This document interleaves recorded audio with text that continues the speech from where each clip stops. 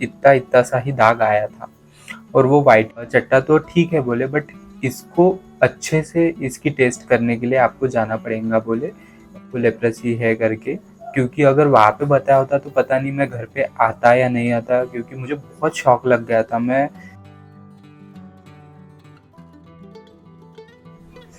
Hello everyone, welcome back to our channel सूचक बंजारी channel में आप सभी का बहुत बहुत स्वागत है। और अगर आपने मेरे चैनल को अभी तक सब्सक्राइब नहीं किया है तो प्लीज़ सब्सक्राइब कर लीजिए और बेल आइकन को क्लिक करना बिल्कुल ना भूलिए, जिससे कि मेरे आने वाले अपकमिंग वीडियोस के नोटिफिकेशन आप तक पहुंच सके।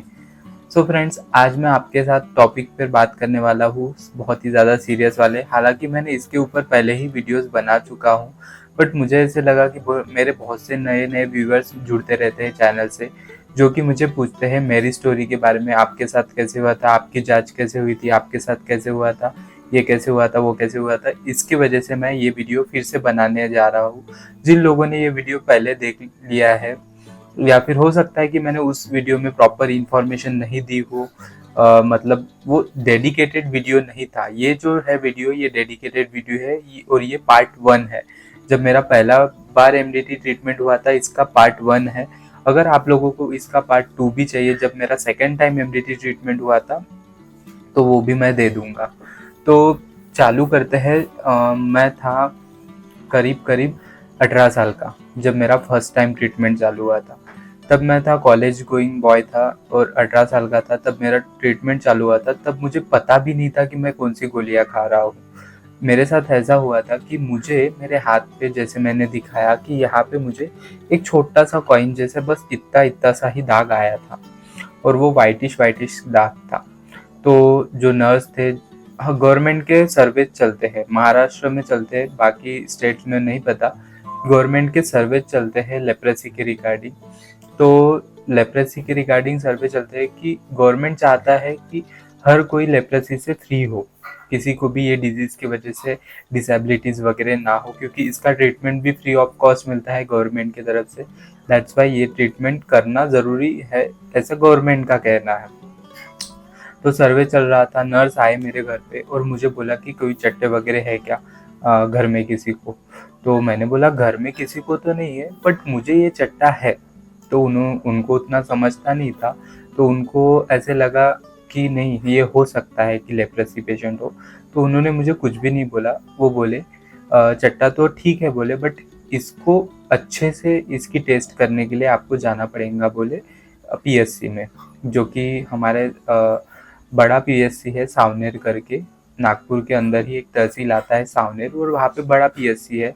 तो वहाँ पे मुझे भेजा गया। 2 दिन बाद मैं वहाँ पे गया। हालांकि बहुत सारे गांव में से जितने भी सावनेर के अंदर जितने भी गांव आते हैं, जितने भी लोग थे जिनके शरीर के ऊपर दाग थे, उनको बुलाया गया। फिर मैं गया वहाँ पे। मैं बैठा, आधा एक घंटा बैठा। उसके बाद एक सर ने मुझे बुलाए। वो डॉक्टर नहीं थे, बट जो मतलब गवर्नमेंट के जो लोग रहते हैं, पर्टिकुलर जो डिजीज की दवाई देते हैं, वो थे वो सर। एक बोल सकते हैं कि हालांकि स्पेशलिस्ट ही थे लेप्रेसी में, तो वो उन्हीं की दवाइयाँ देते थे और वो डॉक्टर के अंडरटेकिंग ही रहते थे सब। तो वो सर थे, उन्होंने मुझे बिठाया। फिर मुझे एक तो बोला कि कहाँ पे दाग है। तो मैंने बोला कि यहाँ पे दाग है, 1-2 महीने हुए हैं, आ गया है। तो ऐसे मैंने उनको बोला। फिर उन्होंने क्या किया, एक टेस्ट किया। टेस्ट कौन सा था? नॉर्मल टेस्ट था। उन्होंने क्या किया, एक सुई ली। सुई से पहले तो वो दाग पे ऐसे लगाया सुई को। तो मुझे बोला कि सेंसेशन हो रहा है क्या, कुछ फील हो रहा है क्या आपको, कुछ फील हो रहा है क्या वो दाग पे जब मैं सुई लगा रहा हूँ तो आपको चुभ रहा है क्या? तो मैंने बोला मुझे कुछ भी फील नहीं हो रहा है। फिर उन्होंने दूसरा टेस्ट किया कि उन्होंने किया, एक स्पिरिट को लिया, जो नहीं इंजेक्शन के टाइम पे अपने हाथ में लगाते हैं, एक कॉटन से डॉक्टर लोग लेते हैं और हाथ पे लगाते हैं जहाँ पे भी इंजेक्शन लगाना होता है। तो हमें ठंडा ठंडा सा महसूस होता है और फिर उसी पे सुई लगाते हैं। वो क्यों होता है? क्योंकि स्पिरिट क्या काम करता है, हमारे स्किन पे जो जर्म्स वगैरह रहते हैं उसको क्लीन करने का काम करता है। तो उन्होंने वो स्पिरिट को लगाया मेरे हाथ पे। मुझे वो कुछ भी सेंसेशन नहीं हुआ, ठंडा गर्म कुछ भी नहीं। उन्होंने पूछा ठंडा गर्म हो रहा है क्या? मैंने बोला कि मुझे कुछ भी सेंसेशन नहीं हो रहा है। फिर उनको कंफर्म हो गया कि ये लेप्रेसी है और लेप्रेसी का ही पेशेंट है करके। फिर उन्होंने क्या किया, बाकी के स्किन टेस्ट ना करते हुए उन्होंने मुझे बस पीबी एमडीटी चालू करा दिया। और वो मुझे बोल रहे थे कि आप बहुत लकी हो, बोले कि आपके बॉडी में सिर्फ 5% ये बोले, हालांकि मुझे एक ही स्पॉट था वो मेरे हाथ पे, तो बोले आपके बॉडी में बस 5% ही है बोले ये, जो कि ट्रीटमेंट लेने से ख़त्म हो जाएगा बोले। मैंने हालांकि उनको बहुत पूछा कि ये किस चीज़ का दाग है, कुछ है, तो उन्होंने बोला सिर्फ नॉर्मल ट्रीटमेंट है बोले, 6 महीने का ट्रीटमेंट है बोले। और उन्होंने मुझे कुछ भी नहीं बताया कि ये लेप्रेसी का दाग है या कुछ है या कुछ है, क्योंकि मैं अकेला ही गया था सामने में, मेरे साथ कोई बड़ा इंसान था नहीं, इसकी वजह से उनको लगा कि हाँ हो सकता है कि बच्चे को शॉक लग जाए, और मैं बच्चा टाइप का ही था उस टाइम पे, तो हो सकता है इसको शॉक लग जाए, इसलिए उन्होंने मुझे कुछ भी बताया नहीं, बस ट्रीटमेंट लेने के लिए बोला।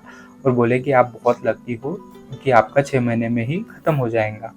तो ठीक है बोला मैंने। बस उन्होंने क्या किया, पीबी की जो स्टार्टिंग की जो पहले दिन की मेडिसिन होती है वो उन्होंने मुझे हाथ में दी, पानी दिया और बोला कि मेरे सामने खाओ और बाकी का पैकेट आप घर पे लेके जाओ, और ऐसे ही 5 पैकेट आपको घर पे मिलेंगे करके। ठीक है, मैंने लाया, पैकेट को लाया, घर पे लाया, और घर पे लाने के बाद दूसरे दिन वही नर्स आए जिन्होंने मुझे बताया था कि आपको ये दाग है तो आपको टेस्ट करने के लिए जाना पड़ेगा। और फिर वही नर्स आए जिन्होंने बताया कि बोले आपको ये लेप्रेसी का दाग है, और आपका ऐसा ऐसा ट्रीटमेंट चलेगा, 6 महीने का ट्रीटमेंट चलेगा। और फिर मुझे मतलब एक तरीके से शॉक ही लग गया, और थैंकफुल मैं बोलूँगा कि वो सर का, कि जिन्होंने मुझे वहाँ पे नहीं बताया, पीएचसी सेंटर में नहीं बताया कि आपको लेप्रेसी है करके, क्योंकि अगर वहाँ पे बताया होता तो पता नहीं मैं घर पे आता या नहीं आता, क्योंकि मुझे बहुत शॉक लग गया था। मैं 1-2 घंटे मैंने किसी से बात नहीं की, कुछ नहीं किया, और मुझे मरने का ही मन कर रहा था उस टाइम पे। फिर थोड़ी देर बाद मैंने मेरी मम्मी को बताया, और मेरी मम्मी और मैं बहुत रोए उस टाइम पे, बहुत ज़्यादा रोए। मेरी मम्मी ने मुझे बोला कि बेटा बोले पता नहीं बोले ऐसा कैसे हो गया, क्या हो गया। मेरी मम्मी बहुत रो रहे थे उस टाइम पे, और मैं भी बहुत रो रहा था। मैंने तो आस ही छोड़ दी थी कि मैं ज़िंदा भी रहूँगा या नहीं। फिर मैंने अपने क्लोज़ फ्रेंड को बताया वो चीज़ कि ऐसा-ऐसा हुआ है और मुझे मरने का मन कर रहा है। उसने तुरंत गूगल किया, मुझे बताया कि बोले इसका इलाज है, 100% इलाज है, और आप ठीक हो जाओगे बोले इलाज करके, टेंशन लेने वाली कोई बात नहीं है करके। ऐसा उन्होंने मुझे बोला। मैं बोला ठीक है करके, अभी कर लेते हैं करके इलाज। फिर मैं थोड़ा-सा पॉज़िटिव हो गया, और पॉज़िटिव होने के बाद मैंने क्या किया, उस टाइम पे तो मैं पॉज़िटिव हो गया, बट मैंने पॉज़िटिव 6 महीने तक नहीं रहा। उस टाइम पे मैंने गलती ये की कि मैंने ट्रीटमेंट तो लिया, बट मैं कैसे, मैं बुद्धिस्ट समाज से हूँ, तो हमारे इसमें जो है गौतम बुद्ध के जो वर्षवास के उपवास होते हैं 3 महीने के, मैंने वो कर लिया स्टार्ट। हालाँकि वो मेरा बहुत ही ज़्यादा गलत डिसीज़न था, क्योंकि मैं एमडीटी ले रहा था, पावरफुल ट्रीटमेंट ले रहा था, और मैंने उपवास भी चालू कर दिया। तो मैं क्या करता था उस टाइम पे, खाना भी नहीं खाता था, क्योंकि एमडीटी लेने से क्या होता है कि हमें खाना खाने का बिल्कुल मन नहीं करता, ऐसे लगता है कि बस पानी पीते रहो, और टेस्ट बड भी काम नहीं करते, जैसे कोरोना में नहीं करते थे वैसे ही टेस्ट बड भी काम नहीं कर रहे थे उस टाइम पे। तो फिर मैंने खाना खाया, नॉर्मल ही डाइट चल रहा था मेरा, और मैं खाना भी कम खाने लगा, मेरा वज़न भी कम होने लगा, और प्रॉपर न्यूट्रिशन ना मिलने की वजह से मेरा ट्रीटमेंट सक्सेसफुल नहीं रहा।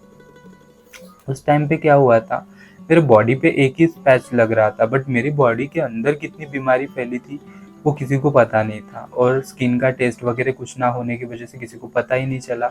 अब वो सर को लगा कि ट्रीटमेंट ख़त्म हो गया है, मतलब बच्चा फ्री हो गया है। उस टाइम पे उन्होंने मुझे स्टेरॉइड भी दिए। वो उनका मानना था कि अगर मैं आपको स्टेरॉइड दूँगा, उन्होंने कंटिन्यू मुझे 3 महीने स्टेरॉइड भी दिए, और मैं इतना बड़ा गधा था कि मैंने स्टेरॉइड को भी बिना खाने के साथ ही लेना चालू कर दिया था। और उस टाइम पे मेरी कंडीशन भी ऐसे नहीं थी कि मैं दूध भी अफ़ोर्ड कर सकूँ, 10 रुपए का दूध भी मैं अफ़ोर्ड नहीं कर पा रहा था उस टाइम पे।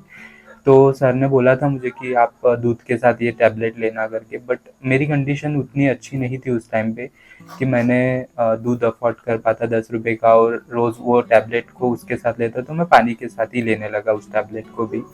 3 महीने के बाद स्टेरॉइड बंद किए, उसके बाद 6 महीने के बाद एमडीटी बंद किए, बट किसी ने स्किन टेस्ट के बारे में वो बताया नहीं और कुछ नहीं। बाद में मेरा फिर वो कुछ सालों के बाद मेरा स्किन टेस्ट वगैरह हुआ और मेरा प्रॉपर ट्रीटमेंट हुआ, तब जाकर मैं आज प्रॉपरली लेप्रेसी फ्री हूँ। तो मेरे साथ ऐसे हुआ था, कि मुझे बाद में पता चला, और फिर मुझे घर पे ही मेडिसिन आने लगे और घर पे ही मेरा ट्रीटमेंट होने लगा। मैं घर पे ही मेडिसिन ले रहा था एमडीटी का, और जो ये है प्रेडनिसोलोन स्टेरॉइड, वो मुझे वहाँ से लेना पड़ता था, हॉस्पिटल में जाकर लेना पड़ता था। तो स्टेरॉइड मैं वहाँ से लाता था, 15-15 दिन का वो स्टेरॉइड देते थे उस टाइम पे, और एमडीटी मुझे घर पे आ जाता था पैकेट। ऐसे मेरा 6 महीने का ट्रीटमेंट कंप्लीट हुआ, जो कि मेरा सक्सेसफुल ट्रीटमेंट नहीं था। उसकी वजह से मेरा कुछ भी लेप्रोसी ठीक नहीं हुआ था, और फिर मुझे सेकेंड टाइम फिर से ट्रीटमेंट करना पड़ा।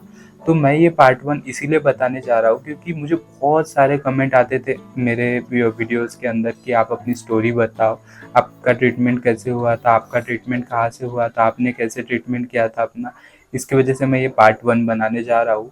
और अगर आप लोगों को इंटरेस्ट हो कि इसका पार्ट 2 भी निकालूं, जो कि मेरा सेकेंड टाइम जब ट्रीटमेंट हुआ था तब मुझे कैसे पता चला था कि मेरा लेप्रोसी बढ़ गया है, और मेरे कैसे स्किन टेस्ट हुए थे, उसके बाद एमडीटी खाने के बाद फिर कौन से टेस्ट हुए थे, और मेरा जो कोर्स था कितने महीने का था, मैंने कितने महीने का कोर्स किया, उसके साथ मैंने क्या क्या टैबलेट लिए थे।